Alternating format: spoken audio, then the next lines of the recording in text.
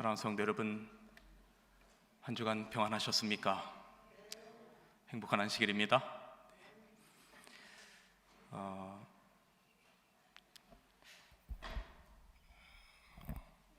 어떤 일들이든 시간이 지나면 또 익숙해지고 조금 무뎌지기 마련인데, 단상에 서는 일은 왜 그게 잘 안 되는지 모르겠습니다.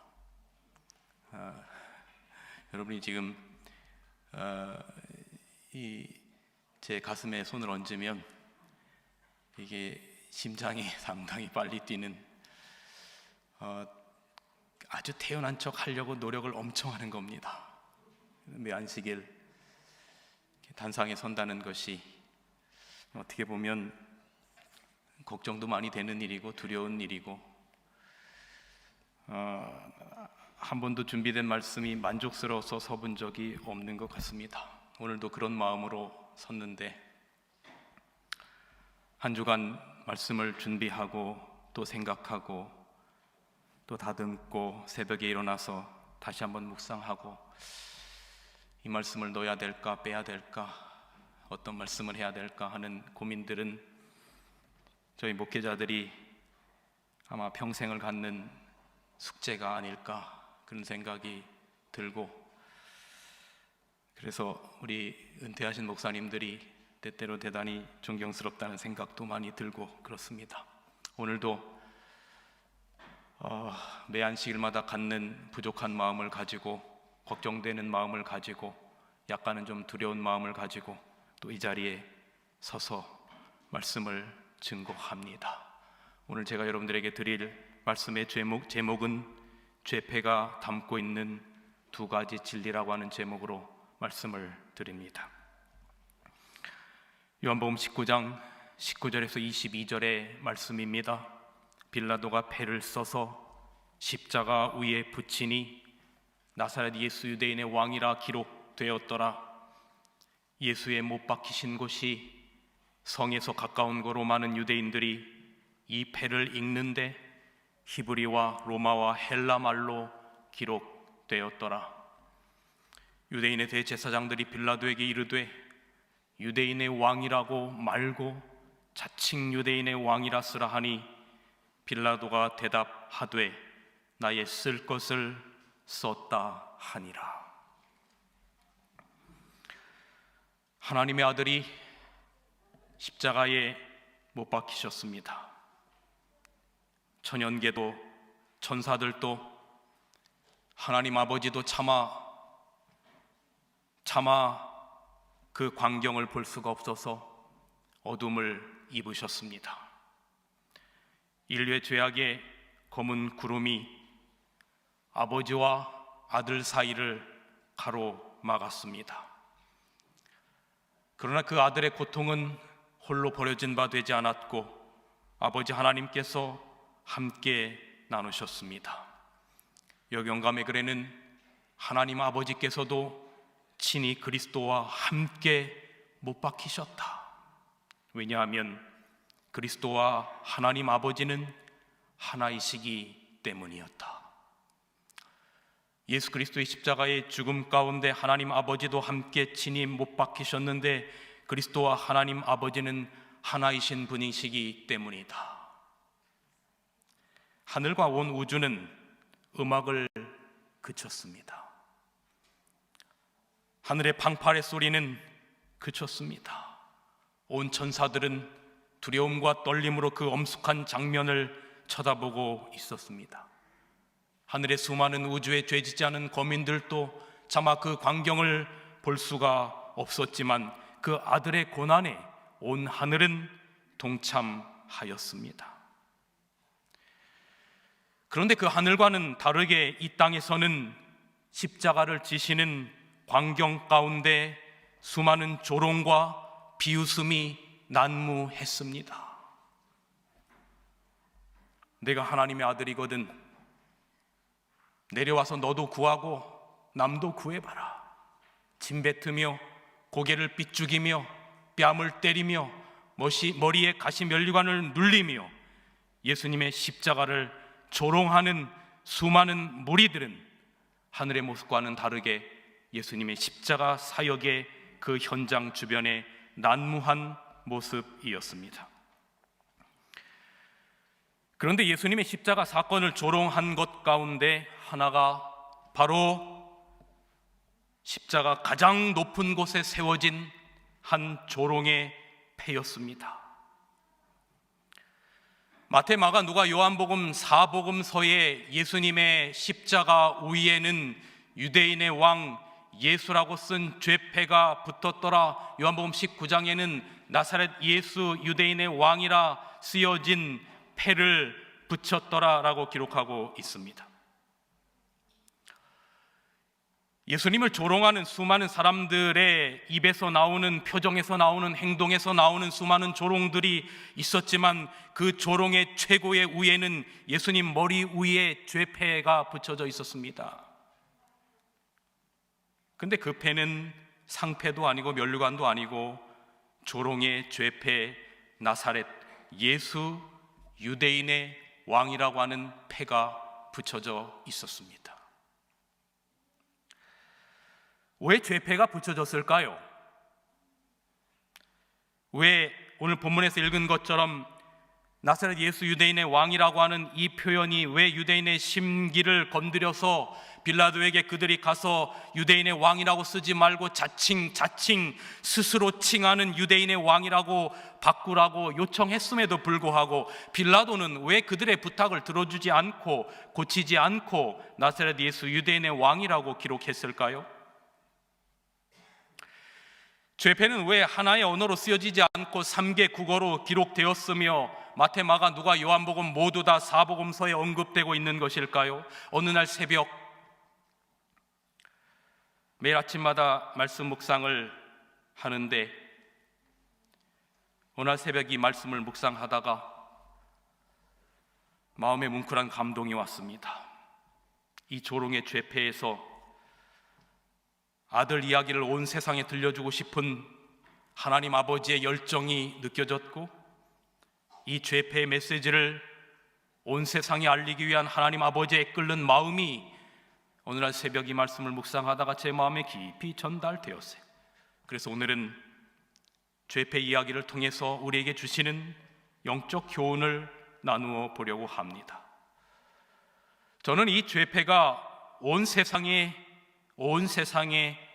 가깝게 다가가시고자 하는 하나님의 열망에 관한 대단히 중요한 두 가지의 진리를 담고 있다라는 생각을 하게 되었습니다.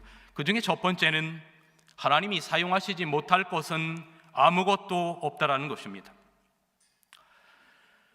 예수님이 십자가에 달리셨을 때 예수님 양편에 두 강도가 있었습니다. 여러분이 아시는 것처럼.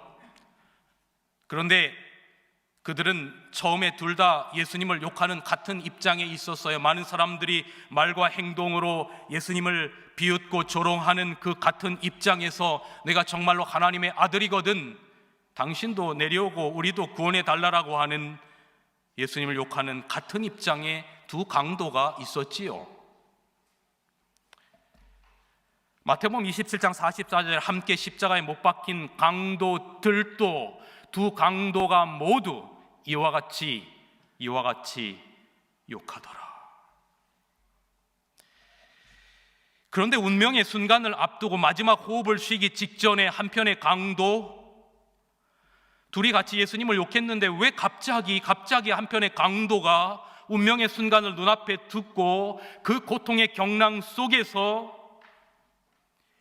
우리 지지난주에 이강옥 교수님을 모시고 그 예수님의 십자가가 의학적으로 어떠한 의미를 담고 있는지 함께 들었지 않습니까? 그 고통의 순간에, 그 육체적인 말할 수 없는 정시적인 고통의 순간에 갑자기 그 강도 하나가 고개를 돌려 이렇게 말합니다. 예수여, 당신 나라 임하실 때에 나를 뭐 해달라고요? 생각하소서. 근데 제가 이 말씀을 보다가 제가 만약에 한편의 강도라면 이런 말을 결단코 할 수 없었을 것 같아요. 아마 제가 십자가 한편의 강도라면 이렇게 말했을 것 같아요.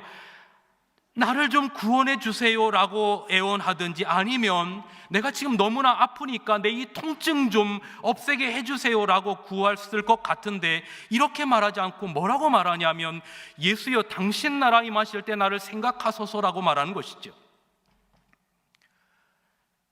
당신의 나라, 예수님의 나라. 이 강도가 왜 지금 예수의 나라를 말하고 있는 것일까? 이 강도는 예수님의 나라에 대하여, 예수의 나라에 대하여 도대체 뭘 알고 있는 것일까? 오늘 우리가 안교 시간에 공부한 것처럼, 소개받은 것처럼 무슨 텐마루 다락방에서 예수의 나라에서 공부한 적도 없을 것 같은데, 왜 한편의 강도는 나를 구해주세요, 내가 아프니 통증 좀 없애주세요라고 말하지 않고 예수여 당신의 나라 임할 때에 나를 기억해달라고 말했을까?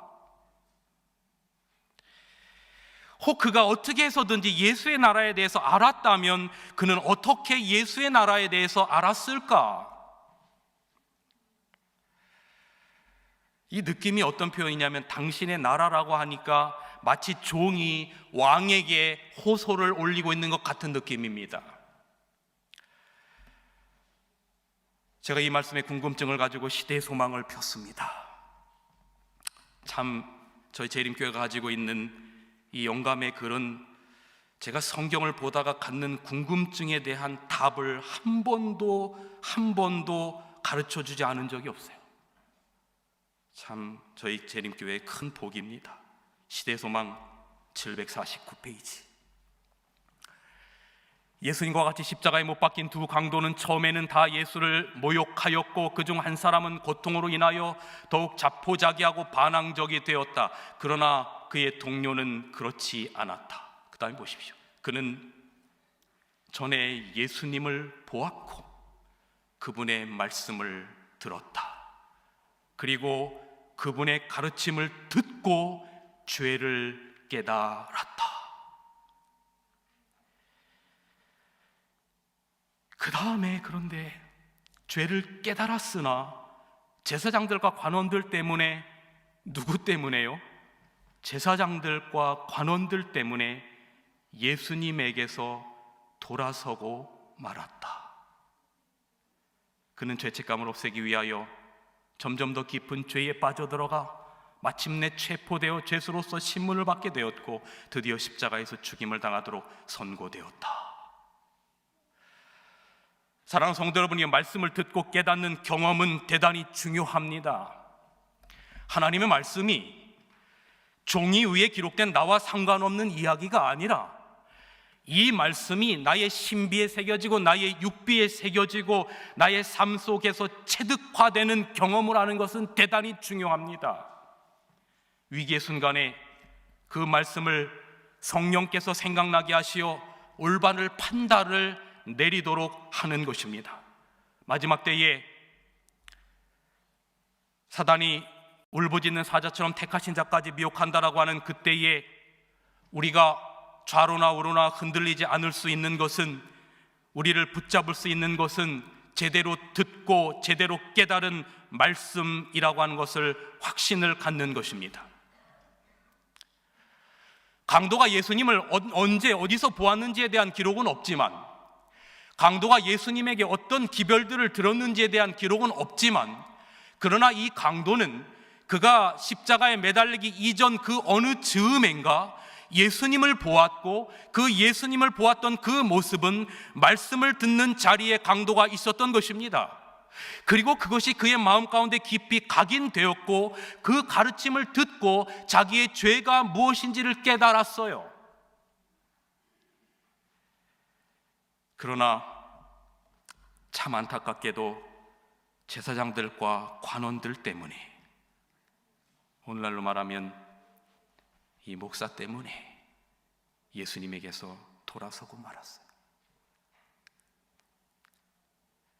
참 두려운 말씀입니다.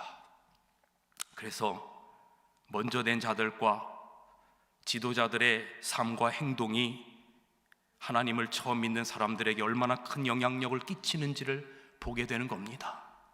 아무튼 강도는 전해 들은 예수님의 말씀이 그의 마지막 순간에 올바른 선택을 하게 해서 처음에는 그가 예수님을 욕하는 자리에 있었지만 당신의 나라에 대한 메시지를 들은 것을 떠오르고, 저는 성령의 역사가 있었다고 생각해요. 떠오르고 그가 예수님 앞에 당신의 나라 임하실 때 나를 생각하소서라고 그렇게 고백한 것입니다. 그리고 십자가 강도가 당신 나라 임할 때 나를 생각하소서라고 말한 또 다른 이유가 하나가 있는데, 그것이 바로 예수님 머리 위에 걸린 죄패와 관련된 일입니다. 나사렛 예수, 유대인의 왕이라고 쓰여진 그 죄패가 한편의 강도가 마음을 바꾸어 당신 나라 임할 때 나를 생각하소서라고 말했던 또 다른 하나의 이유가 되는 것입니다.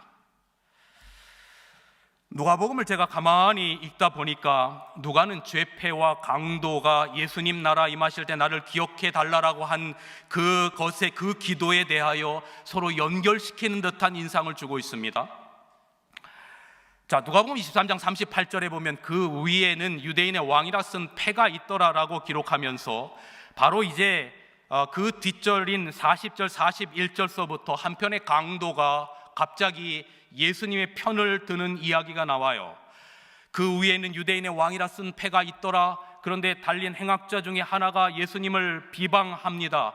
그런데 갑자기 한편의 강도가 그 예수님을 비방하는 그 강도를 향하여 내가 동일한 정죄를 받고도 하나님을 두려워하지 아니하느냐?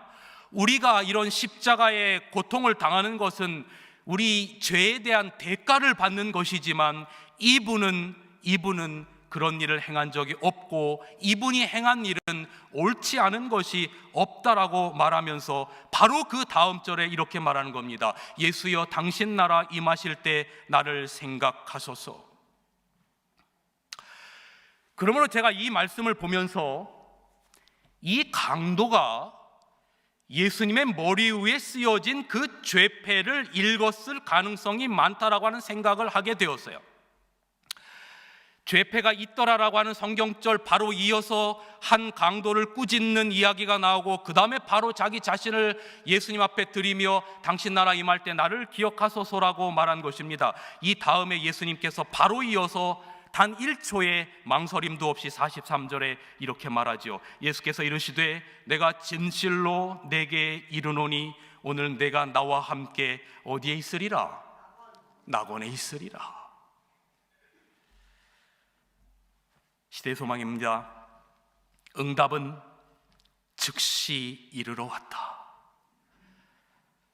구원에 대한 응답이 즉시 이르러 왔다. 글쎄 한번 생각해보고가 아니고 야야 너 조금 아까 나한테 뭐라 그랬지? 나한테 같이 조롱했잖아. 그거 안 돼 이렇게 말하지 않고 조금 생각해볼게라고 말하지 않고 뭐라고 말했냐면 예수께서 바로 즉시 응답이 이르러 왔다. 예수께서는 사랑과 동정과 능력이 충만한 부드럽고 선율적인 음성으로, 사랑과 동정과 능력이 충만한 부드럽고 선율적인 음성으로, 여러분 이때 예수님이 뭐 맛있는 거 드시고 있을 때가 아니죠. 예수님이 어디 좋은 곳에 놀러 가서 어떤 누군가가 이렇게 이야기하는 때가 아닙니다.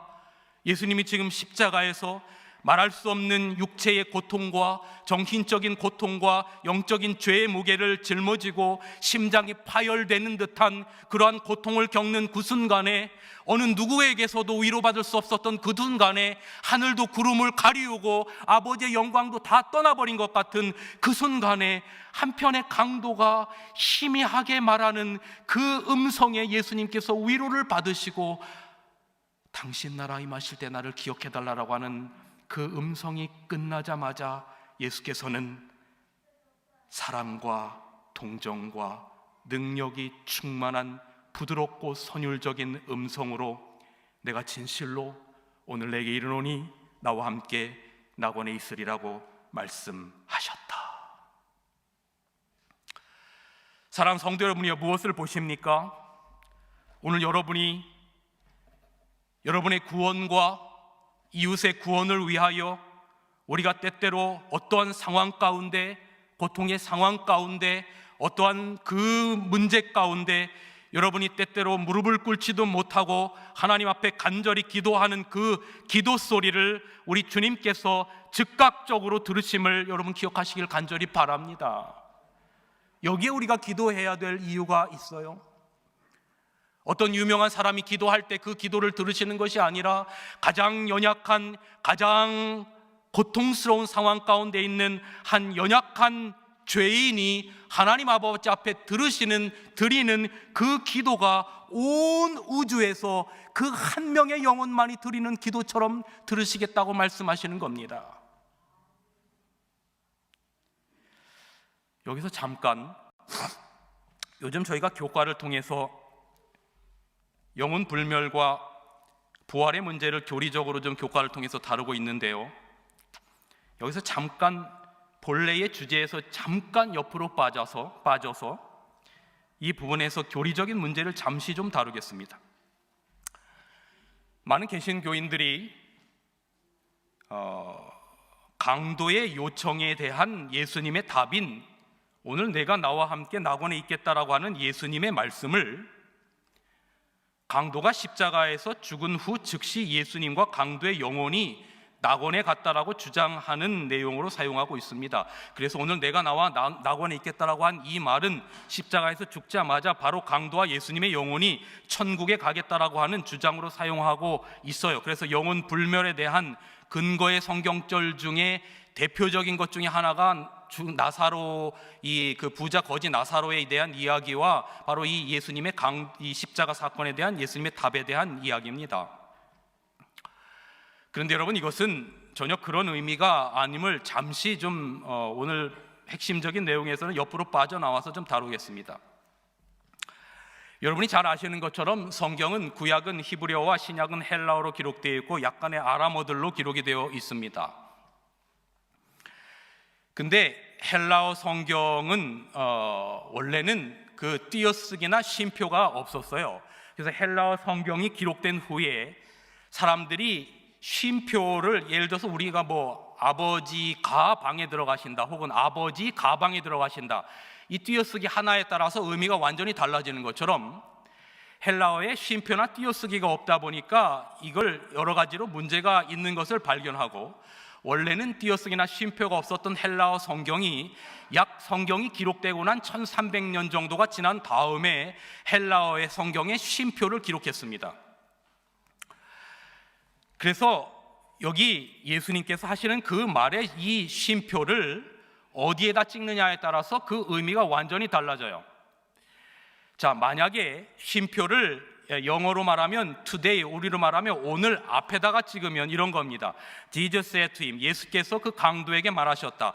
Surely I say to you, 내가 진실로 너에게 말하노니, 그 다음에 쉼표를 찍고 Today you will be with me in paradise, 오늘 내가 나와 함께 낙원에 있으리라라고 말하면 예수님께서 강도에게 말하는 시점도 지금 십자가의 상황에 있는 지금이고, 오늘 내가 낙원에 있겠다라고 하는 그 시점도 십자가에서 죽자마자 오늘 너와 나의 영혼이 천국에 가겠다라고 하는 의미로 충분히 이해할 수 있을 것입니다.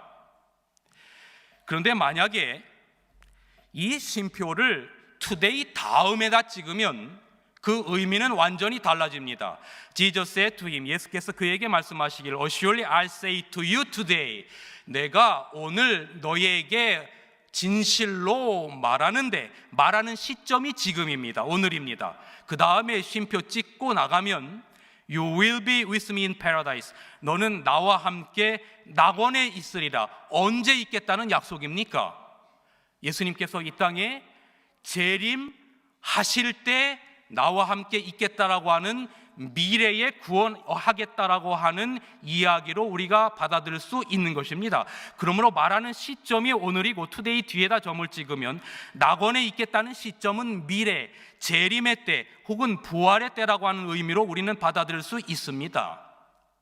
그렇다면 이 두 가지 의미 가운데 어떤 것을 받아들이는 것이 옳은가? 투데이 앞에다 찍으면 그야말로 죽자마자 영혼이 천당 가고 지옥 간다라고 하는 의미가 맞을 것이고, 투데이 뒤에다 찍으면 말하는 약속하는 시점이 지금이고 낙원에 있겠다라고 하는 건 미래의 일, 재림 때, 부활 때라고 하는 것으로 이해할 수 있습니다. 그렇다면 이 둘 중에 무엇이 정답일까? 우리는 성경으로 찾아볼 수 있습니다.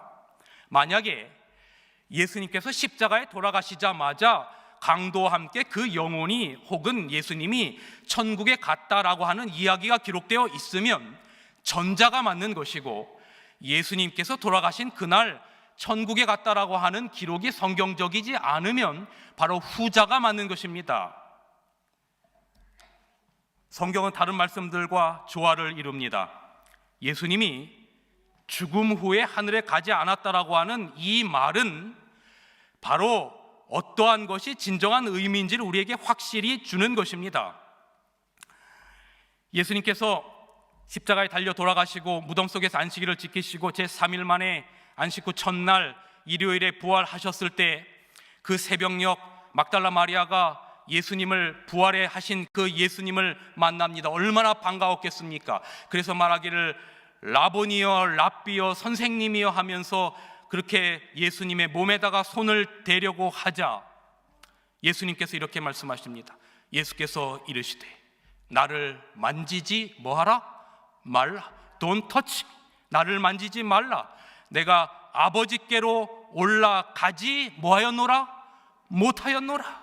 너는 내 형제들에게 가서 이르되 내가 내 아버지 곧 너희 하나님 내 하나님 곧 너희 하나님께 올라간다 하라 하신대. 그리고 이 말씀을 하시고 난 다음에 예수님께서 하늘을 가십니다.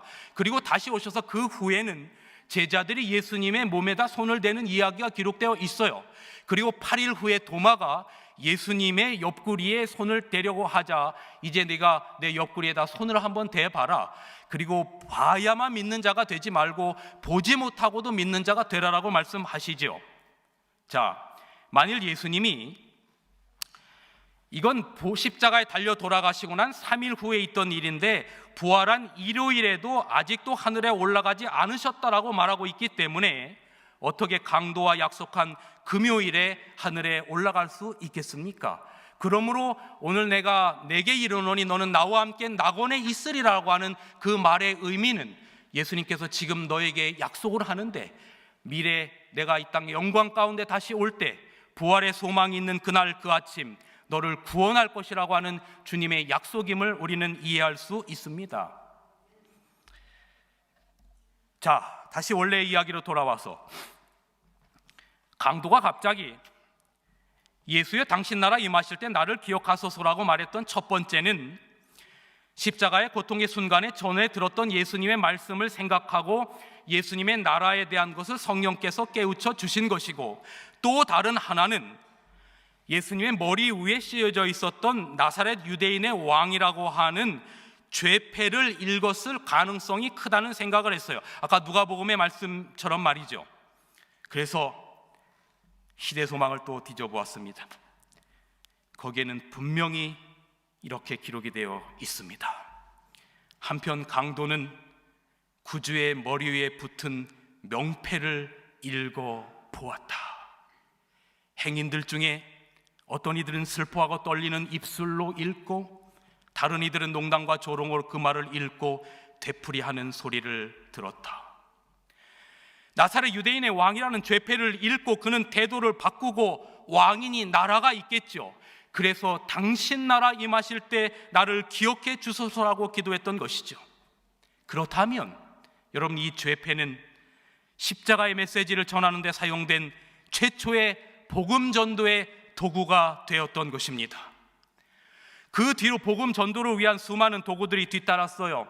이제 인쇄술 혹은 라디오를 통하여, 대형 경기장의 전도회를 통해서, 혹은 책들을 통해서, 위성 전도회를 통해서, 요즘은 온라인들을 통해서 복음을 전하는 많은 도구들이 있지만, 그러나 그 모든 것들의 첫 번째의 복음을 전하는 도구는 예수님 머리 위에 있었던 바로 죄패였던 것이죠.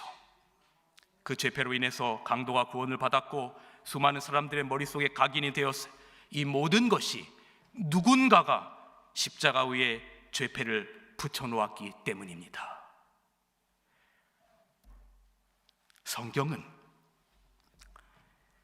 예수님의 십자가 위에 죄패를 붙인 장본인이 빌라도였다라고 기록하고 있습니다. 빌라도가 패를 써서 십자가 위에 붙이니 나사렛 예수 유대인의 왕이라 기록되었더라. 빌라도가 죄패를 붙인 것은 조롱하려는 의도였어요. 이것이 유대인의 왕의 결말이다. 로마인들은 그를 이렇게 처치한다. 이 나라의 왕은 노예다.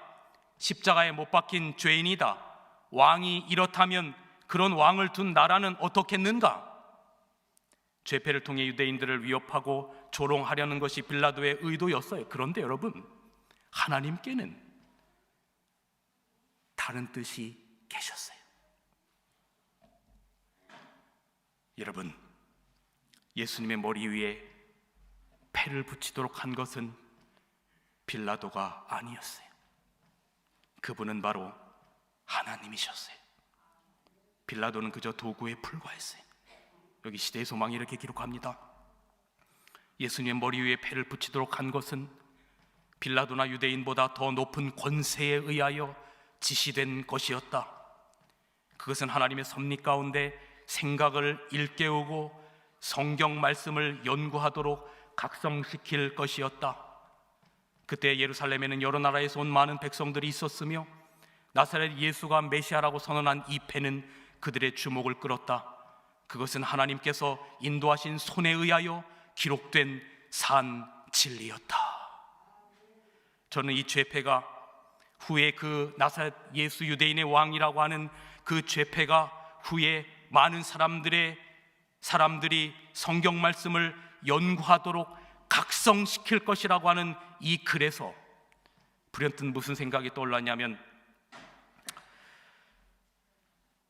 저희 재림교회의 이름이 떠올랐어요. 자, 저희 교회 이름이 어떻게 됩니까? 시작!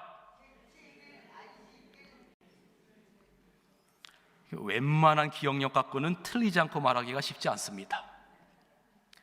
아니 장로교, 감리교, 성결교, 순복음교 얼마나 편합니까? 제7일 안식일 예수 재림교. 그래서 한때는 이 말을 발음하기 너무 어렵다 그래서 어디에서는 안식교, 안식일교, 재림교, 제7일 안식교, 제7일 재림교, 저희 교회 이름은 하여튼 붙이기 나름이에요. 변화무쌍합니다.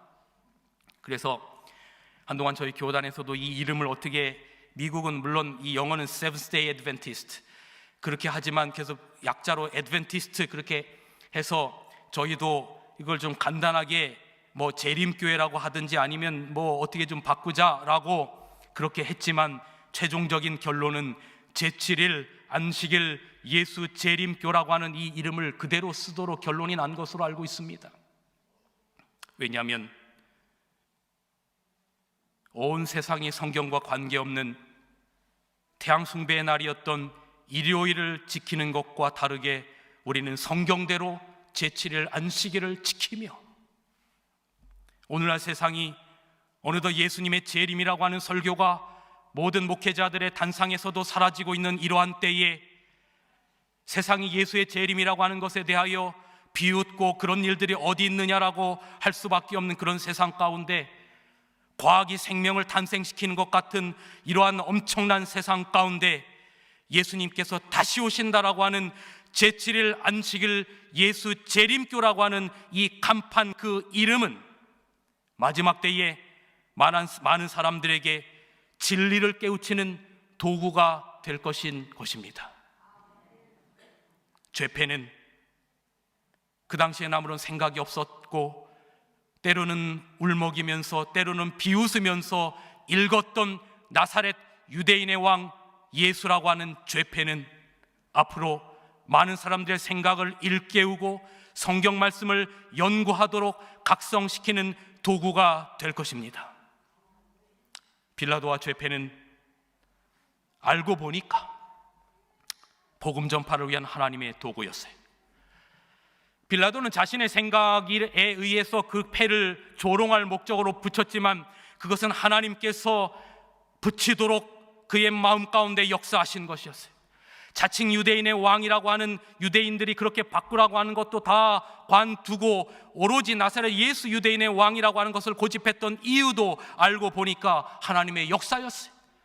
그 죄패를 붙이도록 한 것은 어떤 누군가가 아니라 하나님의 손에 의하여 기록된 산 진리였다라고 기록하고 있습니다. 그리고 그 죄패는 한 독자의 운명을 바꿔놓은 겁니다. 강도의 운명을 바꿔놓았어요. 그곳에 참여한 수많은 사람들에게 복음의 메시지가 될 것이었습니다.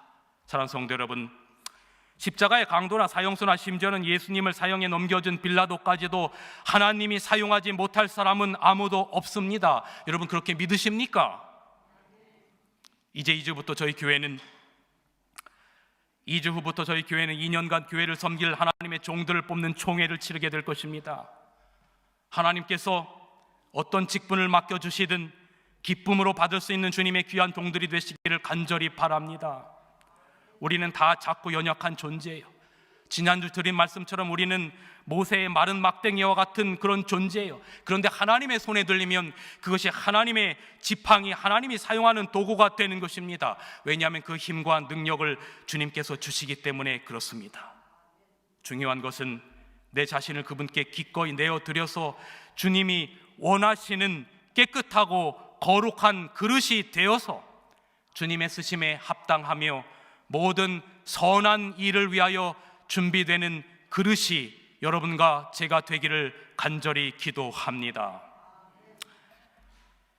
죄패가 가지고 있는 마지막 두 번째는, 첫 번째는 하나님이 사용하지 못하는 사람, 못하는 것은 없다는 것이고, 또 다른 하나는 하나님이 하시지 못할 언어는 하나도 없다는 것입니다. 죄패가 3개 국어로 쓰여져 있다라고 요한복음 19장 20절에 기록합니다. 히브리어와 로마와 헬라 말로 기록되어 있다. 여러분 이 사진을 위에 화면을 보시면 맨 위에 있는 게 제가 학부 때도 공부하고 석사 때도 공부하고 박사학위 때도 공부했지만 아직도 어려운 것, 이게 바로 히브리어입니다. 근데 히브리어는 우리가 쓰는 것은 우리가 왼쪽에서 오른쪽으로 쓰지만 히브리어는 오른쪽에서 왼쪽으로 씁니다. 그러므로 여러분이 이것을 보시면 히브리어는 저 오른쪽서부터 보셔야 합니다. 저 오른쪽에 뭐라고 쓰여져 있냐면 맨 처음에 있는 것이 바로 예슈아라고 쓰여져 있습니다. 그 다음에 하나첼이라고 쓰여져 있고 베멜렉 쓰여져 있고 하예후딤 쓰여져 있습니다.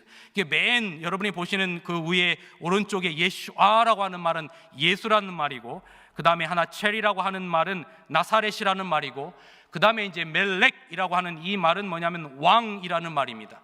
그 다음에 하예후딤이라고 하는 말은 유대인이에요. 그래서 바로 유대인의 왕 나사렛 예수라고 하는 말입니다. 그 다음에 그 바로 아래 말은 헬라어인데, 헬라어는 우리가 쓰는 것처럼 똑바로 그냥 왼쪽에서 오른쪽으로 보시면 되는데, 처음에 나와 있는 그 말이 예슈스라고 하는 말이에요. 예슈스. 그 다음에 호 나조라이오스, 호 바실레우스 톤 유테온. 이 말은 바로 이 유대인의 왕, 이 바실레우스라는 말이 왕이에요. 유대인의 왕. 그 다음에 예슈스, 나자라이오스, 그 다음에 나사렛의 예수, 그런 말이죠. 그 다음에 맨 아래에 기록된 저 말은 바로 뭐냐면 그 로마어 라틴어입니다. 여기 그 레수스, 이 예수님이죠. 그 다음에 라자레누스 나사렛이고, 그다음 렉스가 왕입니다. 그 다음에 이제 여기 유데오름 유대온이지요. 이 똑같은 나사렛 예수 유대인의 왕이라고 하는 그 세 가지 언어로 기록이 되어 있습니다. 이스라엘 언어 히브리 언어는 종교의 언어였고, 로마 언어는 바로 이 라틴어는 법률과 정치의 언어였고, 그 다음에 그리스 언어 헬라어는 문화의 언어였습니다. 이 세 언어를 유대인들은 복합적으로 사용했어요. 그래서 이 세 모든 언어를 통해서 예수님이 왕으로 선포된 것입니다. 하나님은 이들 각 언어를 통해서 전하실 메시지가 있으셨습니다. 그것은 바로 예수 그리스도는 왕이라고 하는 메시지입니다. 그 언어는 달랐어요. 예수님은 모든 백성들의 왕이셨기 때문에 메시지는 모든 백성들의 언어로 전해져야만 했습니다. 만약에 저 자리에 한국 사람이 있었다면 한국말로도 기록되어 있을지 몰라요. 사랑하는 성도 여러분이요, 하나님은 모든 언어로 말씀하십니다. 거기에서 우리는 반가운 의민이 생깁니다. 그러면 여러분, 여러분에게는 무슨 언어로 말씀하고 계십니까? 충청도 말로 나사렛 예수 유대인의 왕이유 그렇게 사용하고 계십니까? 아니면 제가 표현은 잘못합니다만 그랬단께 이렇게 하십니까?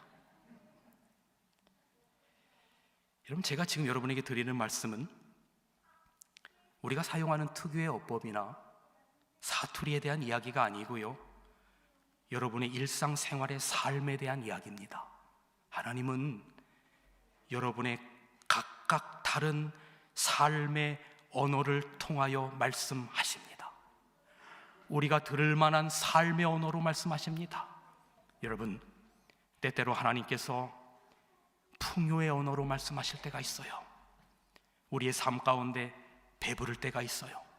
우리의 삶 가운데 풍요로울 때가 있어요. 우리의 삶 가운데 모든 것이 잘 풀릴 때가 있어요. 우리의 삶 가운데 주머니가 제법 두둑한 때가 있어요. 왜 이렇게 모든 게 잘 되지? 그때 하나님께서 여러분에게 주시려고 하는 그 언어의 메시지는 무엇일까요? 그것은 많이 가진 만큼 많은 나눔을 주라고 하는 의미가 아니겠습니까? 하나님이 능히 모든 은혜를 너희에게 넘치게 하시나니 이는 너희로 모든 일에 항상 모든 것이 넉넉하여 모든 착한 일을 넘치게 하려 하심이라.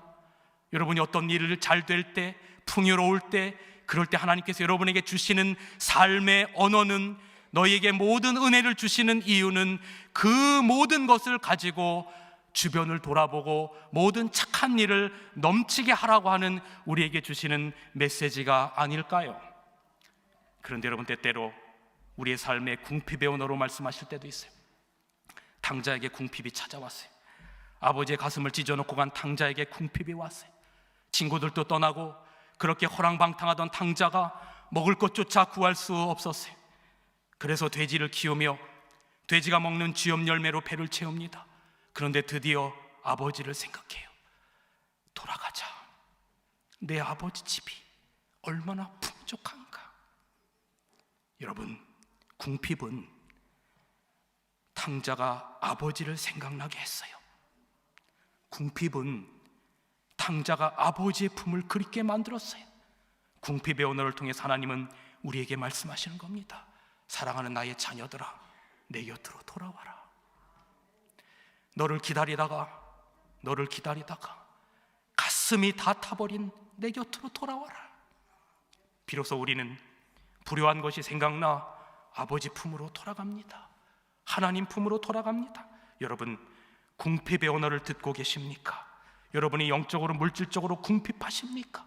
이럴 때 하나님께서 여러분에게 말씀하시는 언어는 이것입니다. 내 곁으로 돌아와라. 너를 기다리는 아버지 곁으로 돌아와라 라고 하는 그 음성에 귀를 기울이시기를 간절히 바랍니다. 때때로 하나님께서 우리를 아픔의 언어로 말씀하실 때가 있습니다. 여러분, 우리는 때때로 아파서 고통스러울 때가 많습니다. 하지만 병원 복도와 병상에서 들려오는 하나님의 말씀이 얼마나 선명한지를 여러분도 알고 있을 것입니다. 두려워 말라. 내가 너와 함께 함이니라. 그 다음에 뭐라고요? 놀라지 말라. 나는 내 하나님이 됨이니라. 내가 너를 굳세게 하리라. 참으로 너를 도와주리라.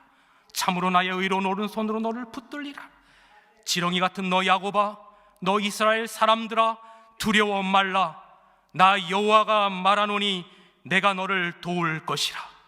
내 구속자는 이스라엘의 거룩한 자니라.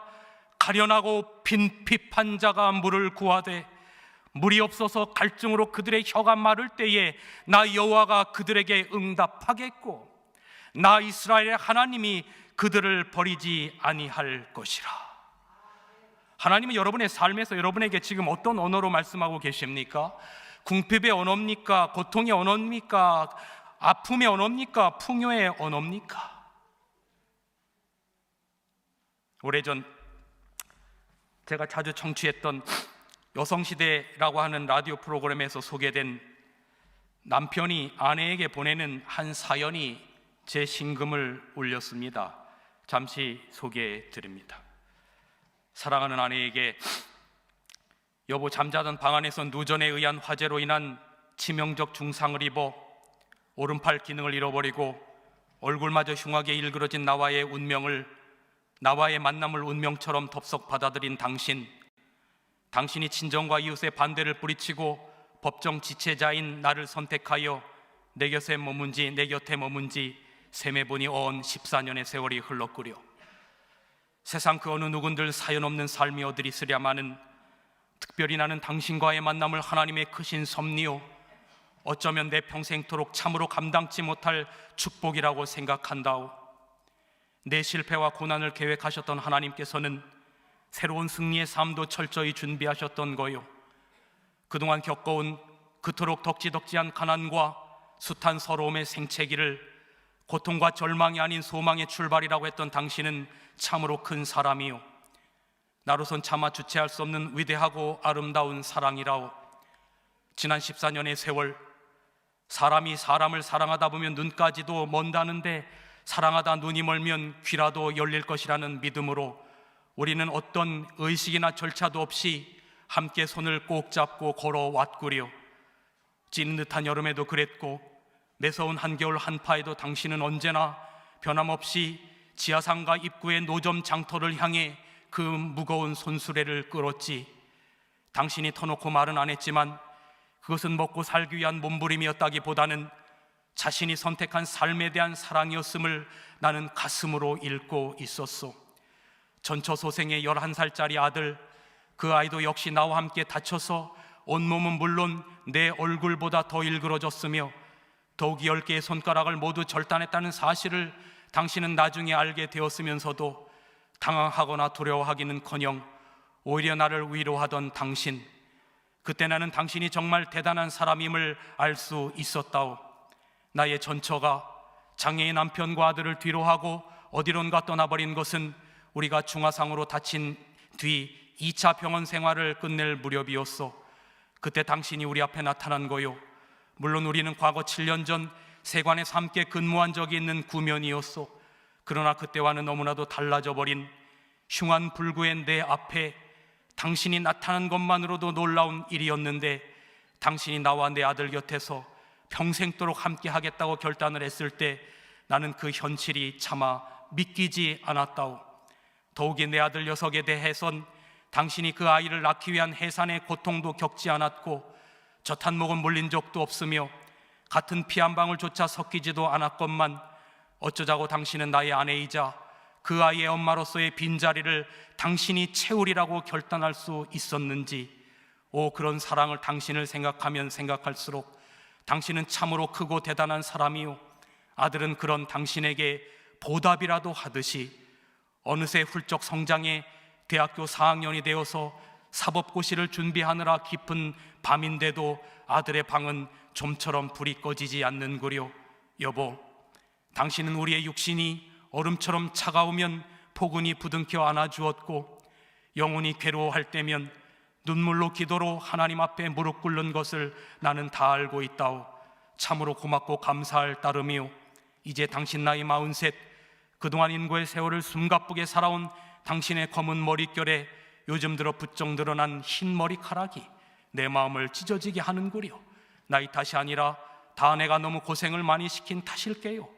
그런 당신을 내 어이 세상 끝날까지 사랑하지 않을 수 있으리요. 여보, 당신을 나직히 불러보니 목이 메이는구려. 여보, 당신을 참으로 사랑하오. 사랑하는 당신의 남편이. 사랑하는 성도 여러분, 이분이 여집사님이었는데 이 여집사님이 남편의 삶의 언어를 배우고 함께 대화하고 인고의 길을 걸어온 것처럼 저는 오늘 이 글을 하나로 줄이는 이사야 53장의 5절의 그 메시지가 저의 마음 가운데 다가오는 것입니다. 그가 찔림은 우리의 허물을 인함이요, 그가 상함은 우리의 죄악을 인함이라. 그가 징계를 받음으로 우리가 평화를 누리고 그가 채찍에 맞음으로 우리가 나음을 입었도다. 여러분의 삶이 고통스러워할 때 그분은 고통의 언어로 여러분과 함께 하셨고, 여러분이 몸이 아파 힘들 때 그분은 아픔의 언어로 여러분과 함께 하셨어요. 여러분이 서로 잠 못 이룰 때 그분은 서러움의 언어로 여러분과 함께 하셨어요.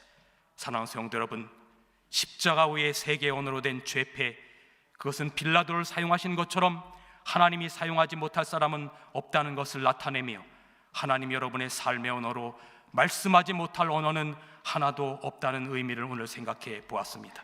이제 말씀을 줄이면서 이 죄패 가운데 담긴 하나님의 호소문의 영감의 글을 읽어드립니다. 그 죄패는 모든 인류를 위한 호소문이다. 멸망을 향해 가는 모든 사람을 내게로 오라고, 내가 너희의 삶의 짐을 안겠다고, 너희의 모든 언어들을 내가 품겠다고 부르시는 하나님의 호소이다. 오늘이라고 하는 삶 속에서 힘들지만 힘겹지만 나사렛 유대인의 왕이 아니라 여러분의 왕이시요 친구이시요 주인이신 그리스도를 의지하며 여러분의 삶의 언어로 끝까지 함께 하실 그분 안에서 신실한 종들로 한 주간도 승리하시며 살아가기를 간절히 바라면서 말씀을 줄이겠습니다.